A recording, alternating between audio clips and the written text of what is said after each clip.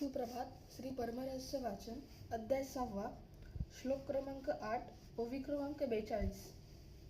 केन मंत्रेण वा पूजा कर्तव्या साधनाकोत्तमः केन मंत्रेण सिद्धिः स्यात् जप पूज्याधिकस्य च.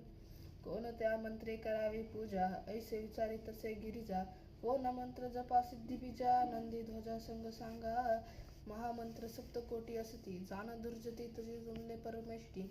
ते श्रवण मज झाले, स्नात्वा अर्ध्यसिना मान्य. संस्थाप्यापुपराचकः, पंचाक्षरेण मंत्रेण अर्चितव्यो महात्मभिः.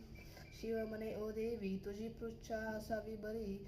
जैने अज्ञानाची गोवी बाय गळुनी. शुद्ध स्नान करुनी जाण, महामंत्रे करावे ध्यान. अर्ध्या पाद्य पात्रे करून आरंभावे संकल्पा. नित्य संकल्प होता पूर्ण, मग करावे माझे ध्यान. ध्यानासारखे प्रार्थना शुभाश्रमी बैसावे. मग अर्ध्य पाद्य होय मान्य, घालावे शुद्ध जोगे स्नान. बाल अंकारे गौरवून परिमळ धूपार पावे.